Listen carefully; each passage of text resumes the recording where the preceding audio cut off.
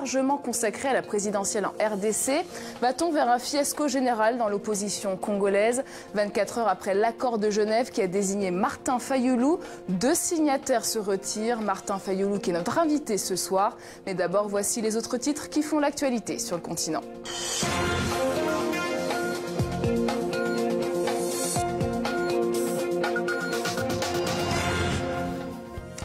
Au Gabon, la présidence sort de son silence. Ali Bongo serait en train de recouvrir la plénitude de ses facultés physiques. C'est ce qui ressort d'un nouveau communiqué du palais du port de mer. Réaction à Libreville dans ce journal. Et puis nous irons à Bangui, privé d'eau jusqu'à mardi. La principale pompe qui alimente toute la capitale centrafricaine a explosé. Silence radio des autorités sur cette pénurie. Reportage à suivre. C'est peut-être déjà la fin de l'accord de Genève. Félix Tshisekedi et Vital Kamerhe se retirent de l'accord. La désignation de Martin Fayulu est contestée par la base. On revient sur ce retournement spectaculaire qui s'est déroulé en une journée avec Simon Rodier, Francine Mokoko et Amani Alimassi. L'accord de Genève a jeté des dizaines de militants dans la rue, devant le siège de l'UDPS précisément, où ce feu est né de la colère. Nous, la jeunesse de l'UDPS, nous rejetons cette blague de Genève. Donc nous maintenons Félix Tshisekedi comme candidat et nous lui donnons 24 heures de se prononcer pour retirer sa signature. Sinon, nous allons prendre une décision pour sauver le parti et sauver la République. Dans l'enceinte du bâtiment, ce ne sont bientôt plus des discussions, mais un vrai meeting, où le secrétaire général parle haut et fort. Parti politique UDPS par Tshisekedi, Ouezali représenté par sa grande base et rejeté avec force Pour lui comme pour tous les autres, abandonner la course à l'élection est impensable. Et quelques heures plus tard, Félix Tshisekedi, encore en Suisse, se rend compte du désastre. Il annonce son retrait sur la radio Top Congo FM. Je me suis rendu compte que l'acte que nous avons posé à Genève n'a pas du tout été compris par notre base et au contraire même a été rejeté. Par conséquent, je pense et j'assume ce que je dis, je retire ma signature au nom de l'UDPS. Côté UNC de Vital Kamerhe, l'énervement prend une autre forme. Les pierres rebondissent sur la façade des bâtiments du parti à Kinshasa. Il faut l'intervention des forces de police pour cesser les échauffourées. Chez moi, à Lodja, Fayulu n'est pas connu. Chez moi, au Grand Kassai, Fayulu n'est pas connu. À l'Est, il n'est pas connu. Sauf à Kinshasa, à Delvaux. Dans le QG de l'UNC à Bukavu, le feu, là aussi, est un signe de protestation. Le Sud Kivu, c'est la province natale de Kamerhe. Les militants sont choqués par la décision de Genève. Mais en début de soirée, leur leader, Vital Kamerhe, annonce lui aussi qu'il se retire de l'accord de Genève. Je retire ma signature pour respecter la volonté de la base. Il aura donc fallu à peine quelques heures pour que l'opposition coalisée se fissure.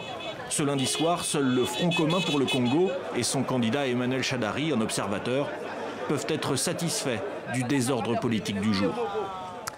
Et nous devrions avoir Martin Fayulu en direct de Genève avant la fin de cette édition. L'actualité à l'ouest du continent et ses décisions au Togo. L'opposition annonce qu'elle ne participera pas aux législatives prévues le 20 décembre, une date validée par le gouvernement la semaine dernière. Les raisons de ce boycott expliquées par Jean-Pierre Fabre, chef de file de l'opposition. Il y a la question du découpage électoral qui reste intacte. Nous n'irons jamais aux élections avec le découpage électoral actuel.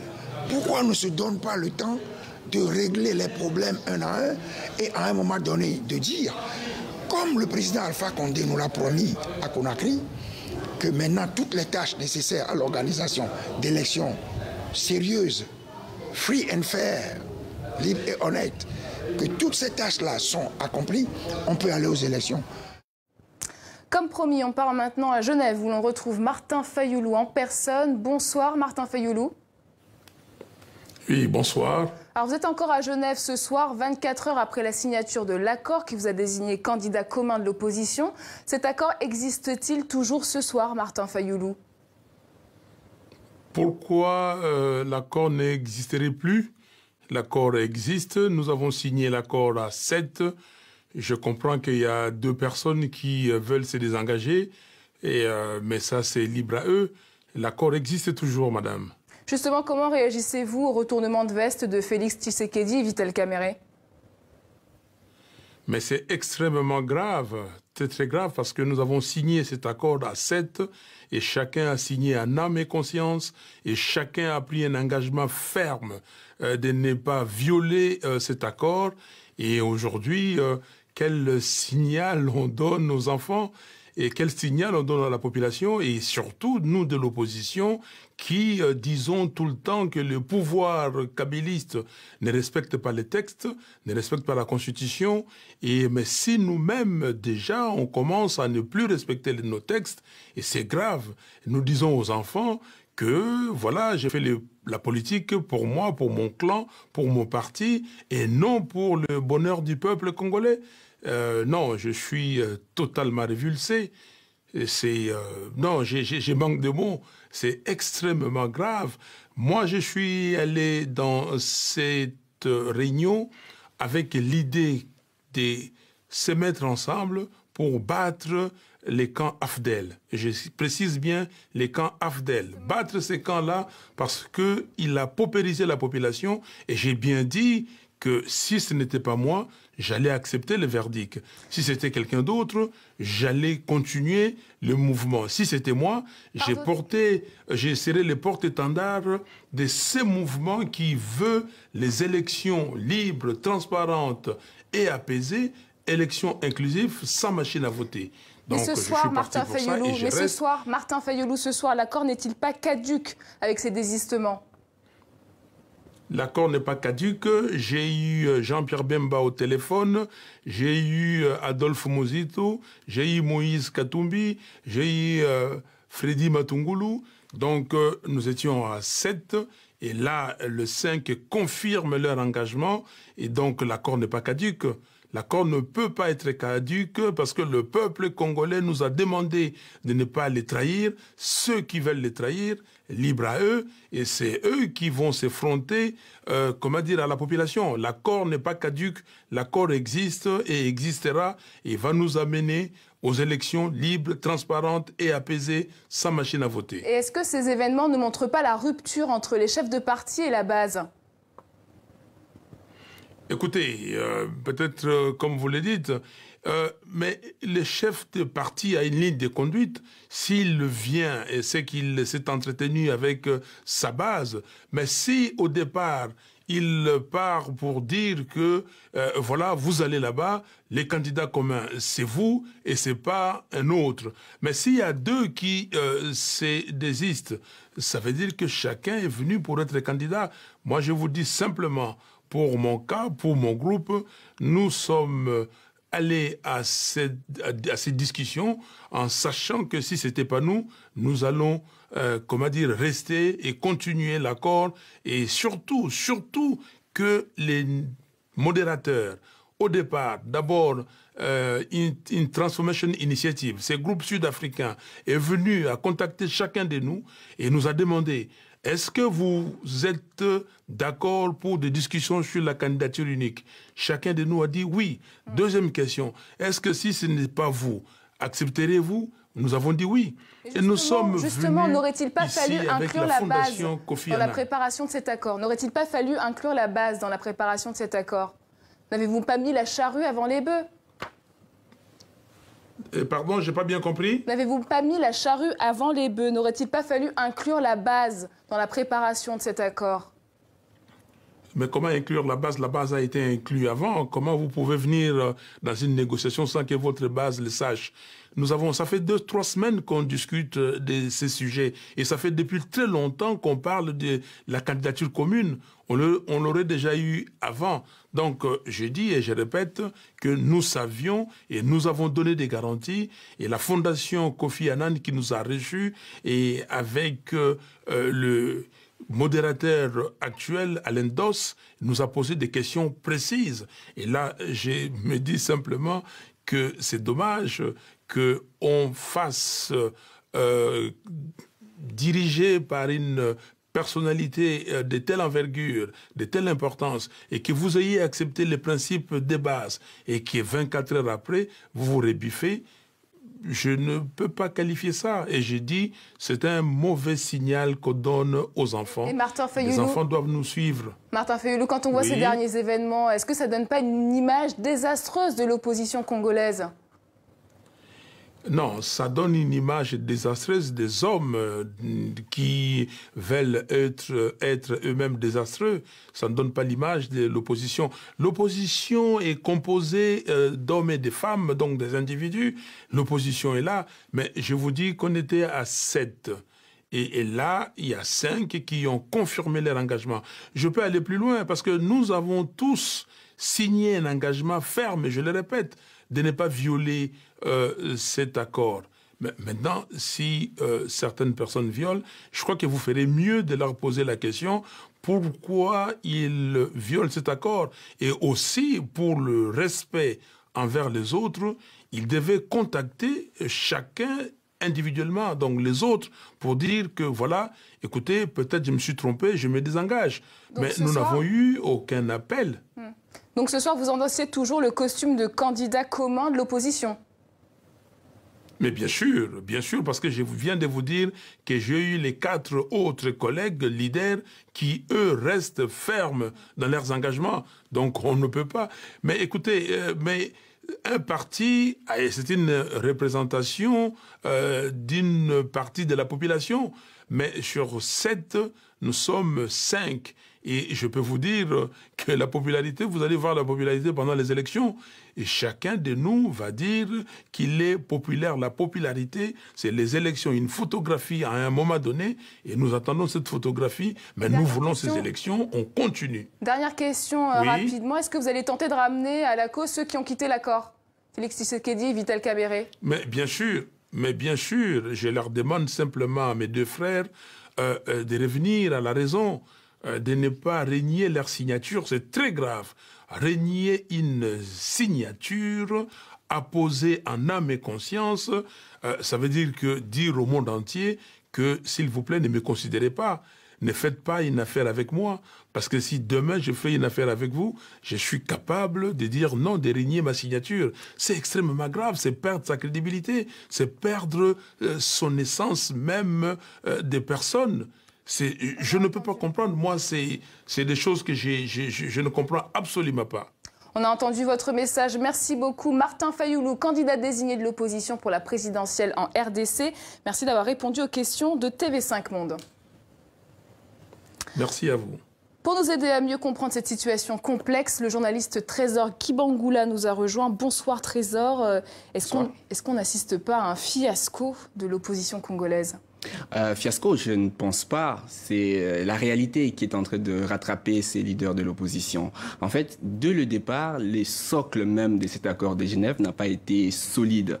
Il n'y a pas eu consensus sur le choix. Alors, ils ont accepté d'aller au vote sans tenir compte du poids politique réel des uns et des autres sur le terrain.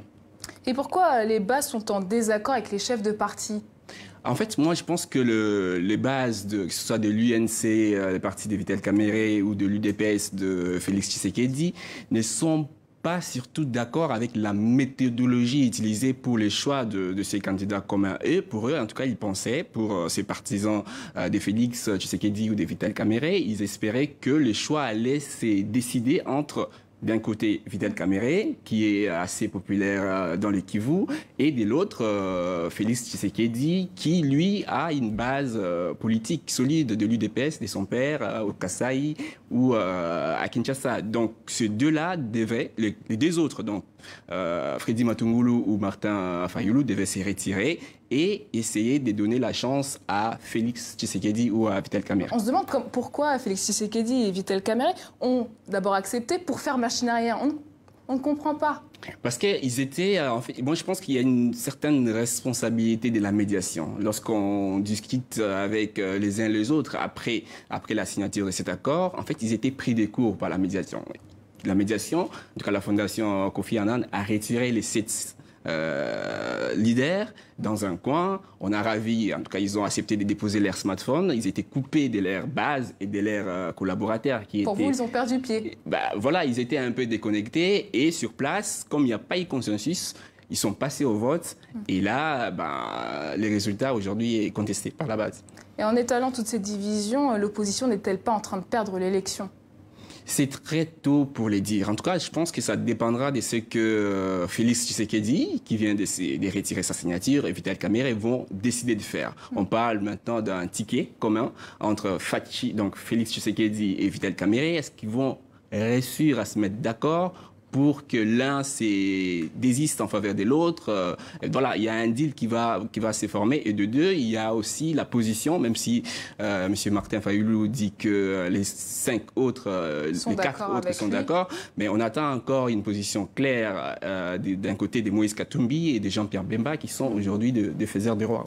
Et finalement, qu'est-ce qui empêche l'opposition de s'unir? Ce sont des questions de personnes ou des divergences idéologiques? Je pense que c'est plus une question de personnes. Il ne faut pas oublier que nous sommes en face d'une coalition qui est créée entre à la fois des personnes qui ont été exclues du vote, qui espèrent, par des calculs politiciens, rebondir, et de l'autre, 4 candidats qui sont encore en lice et qui aussi espèrent conquérir ses pouvoirs, et chacun, comme ça, essaie d'avancer ses cartes, et c'est pas toujours évident. Et dernière question, que va-t-il advenir pour Martin Fayulu? Il va continuer à faire campagne comme si de rien n'était, vous pensez? Il a dit, il est peut-être le moins populaire de certains, de Félix Tshisekedi ou de Vital Kamerhe, mais il n'est pas le moins ambitieux de tous. Depuis très longtemps, il prépare cette élection, il est député national. Je pense qu'il va continuer et espérer. Aujourd'hui, en tout cas officiellement, il y a Adolphe Muzito, l'ancien Premier ministre, et l'autre candidat, Freddy Matumulu, qui maintiennent leur signature et qui vont apporter leur soutien. En tout cas, on suivra ce dossier. Merci Trésor. Voilà ce que l'on pouvait dire ce soir sur cette désignation en RDC. Et dès maintenant, on attend vos avis et réactions sur ces derniers rebondissements. L'opposition peut-elle gagner l'élection présidentielle du 23 décembre? C'est notre question de la semaine. N'hésitez pas à contribuer au débat sur notre page Facebook. Direction le Gabon, où la présidence sort de son silence. Pour la première fois, elle reconnaît implicitement la gravité de l'état de santé du président Ali Bongo. Pas de quoi être alarmiste. Le palais du bord de mer assure que tout est sous contrôle. Un nouveau communiqué qui n'a pas tardé à faire réagir. Sur place, Yves-Laurent Goma, récit lors de Matos. Cela faisait 2 semaines que la présidence gabonaise n'avait pas communiqué sur l'état de santé d'Ali Bongo. Alors forcément, ce lundi, les mots choisis la veille par le porte-parole du chef de l'État sont décortiqués par la presse et largement commentés par la rue. Moi, ça ne me rassure pas. Ce que j'aimerais, c'est véritablement une preuve palpable. Pourquoi pas une photo ou encore une interview? Je déplore le silence venant ou de l'opposition ou du pouvoir en place, parce que personne ne veut réellement faire de déclaration, dire la vérité. Le porte-parole de la présidence est resté vague sur le mal qui cloue Ali Bongo sur un lit d'hôpital, à des milliers de kilomètres de là, en Arabie Saoudite. Il serait en train de recouvrer ses fonctions physiques, mais aucune mention n'a été faite de ses aptitudes intellectuelles. Le chef de l'État continuerait d'exercer ses fonctions, à distance donc, et les institutions gabonaises fonctionneraient dans le respect de la Constitution. Un message reçu 5 sur 5 par le Bloc démocratique chrétien, membre de la majorité. Le président Ali Bongo est bel et bien vivant. Nous prions et nous continuons de prier pour qu'il puisse rentrer rapidement au pays de manière à ce que nous puissions accélérer le développement de notre nation. L'analyse est tout autre du côté du parti Les Démocrates, deuxième force d'opposition au Parlement gabonais. Le porte-parole dit que les institutions fonctionnent. Malheureusement, elles ne fonctionnent pas. Parce que lorsqu'il s'agit de la santé du président de la République, c'est le gouvernement qui doit informer le peuple gabonais de l'évolution de l'état de la santé du président de la République. Le gouvernement qui peut aussi, tout comme les bureaux du Parlement, saisir le Conseil constitutionnel en cas de vacance du pouvoir. Mais le mot reste tabou au Gabon aujourd'hui. L'hebdomadaire L'Aube a été suspendu 3 mois pour avoir frontalement abordé le sujet. Un mot de la reprise du procès de Laurent Gbagbo à la Cour pénale internationale. Les avocats de l'ex-président ivoirien ainsi que de Charles Blé Goudé, ex-leader des Jeunes Patriotes, vont plaider l'abandon des charges. Tous deux sont poursuivis pour crimes contre l'humanité commis lors de la crise post-électorale de 2010-2011 en Côte d'Ivoire. Et puis une bonne nouvelle qui nous vient du Cameroun. La journaliste anglophone Mimi Mefo a été libérée. Incarcérée depuis mercredi pour fausses informations, le tribunal militaire de Douala a décidé d'abandonner toutes les charges. Et nous avons appris également ce lundi la libération du journaliste Saïd Chitour en Algérie. En prison depuis 16 mois, il était accusé d'espionnage. Il avait écopé de 16 mois de prison ferme et 1 an avec sursis. Écoutez sa réaction à sa sortie. Mon innocence est apparue après 16 mois. Alhamdoulilah. Alhamdoulilah. Voilà. Je suis malade, je suis fatigué. J'ai été bien pris en charge. Alhamdoulilah, ils ont tout fait. Il faut dire ce qu'il en est. Ils ont pris soin de moi. Et voilà, et c'est un merci beaucoup. Propos recueillis par Kamel Zaït. En Centrafrique, Bangui face à une pénurie d'eau. La principale pompe qui alimente toute la capitale a explosé. Silence radio des autorités et aucun espoir avant demain mardi. Reportage de Pakompa Bandji, récit Sébastien Duhamel. Depuis vendredi soir, cette habitante de Bangui, comme les autres, a beau ouvrir son robinet, aucune goutte d'eau n'en sort finalement. Il n'y a plus d'eau depuis avant-hier. Les robinets sont à sec. Nous n'arrivons pas à faire la vaisselle. Je n'en ai même pas un peu qui me permettrait de laver les assiettes pour que les enfants mangent avec. L'origine du problème, c'est la principale pompe qui sort l'eau du fleuve Ubangui pour alimenter toute la ville. Celle-ci a explosé vendredi soir. Or, sans eau courante, c'est parfois plusieurs kilomètres qu'il faut parcourir pour aller trouver un puits. Nous, on part à l'école, donc ce problème est très sérieux. Si on doit marcher de longues distances pour aller chercher de l'eau le matin, on arrivera en retard à l'école. Mais Betty a trouvé la parade, c'est chez Mamie qu'elle vient s'approvisionner. Quand je vois les autres avec des problèmes d'eau, c'est à moi de les aider aussi. Parce qu'on ne sait pas de quoi demain sera fait. Je peux penser que j'ai un puits et que c'est toute ma vie, mais quand il va s'assécher, je pourrai aller chercher de l'eau chez les autres. Les techniciens de la Sodeka, la société qui distribue l'eau en Centrafrique, sont à pied d'œuvre depuis samedi soir. La direction de l'entreprise n'a pas répondu à nos sollicitations, mais il se murmure que les habitants de Bangui pourraient attendre jusqu'à mardi avant de voir l'eau couler à nouveau dans leur robinet. Un jeu vidéo inspiré par la mythologie africaine. Si, ça existe. Il faut aller au Cameroun, dans les studios de Kiro Games, pour le voir. Cette petite start-up nous prouve que le continent peut aussi innover dans l'univers du jeu vidéo. Reportage à Yaoundé, commenté par Simon Rodier. Le prince de Zama a subi un coup d'État. Son trône est perdu. En exil, il doit chercher partout sur la planète Oriona des soutiens guerriers pour retrouver sa place. Avec sa femme, il va vivre une quête initiatique et plonger au cœur de l'histoire des peuples de sa planète. Présentation toute hollywoodienne pour ce jeu vidéo né en 2016, ici même, dans ce petit studio de Yaoundé. Aux manettes, Dominique Yacan, qui a bousculé les codes dans un marché très porteur. C'est la plus grande industrie d'aujourd'hui. Elle dépasse même le cinéma et nous voulions en faire partie et introduire la culture africaine dans cette industrie, dans ce monde. Du dessin à la création finale, tout est fait chez Kiro Games. Il a fallu lever des fonds, réveiller les investisseurs de la diaspora, se battre contre des infrastructures trop médiocres dans le pays. Mais l'équipe a su profiter à plein des talents locaux, comme cette dessinatrice, Amandine. Venir ici, c'était vraiment dans le but de réaliser mon rêve dans le domaine artistique. Et je pense que venir ici, c'était probablement le meilleur choix que je pouvais faire. Orion, l'héritage des Coriodan, est bien plus qu'un jeu de rôle. Pour l'équipe, il doit placer l'Afrique au cœur de ce monde virtuel, se rapprocher de son public de fanatiques. On ne se reconnaît pas dans les jeux européens, mais dans ce jeu, on reconnaît nos styles africains et même l'histoire est parlant. Vous voyez un peu, c'est véritablement... Et il y a aussi des contes. Ils ont souvent placé des petits contes et des faits divers que seuls les Africains reconnaissent.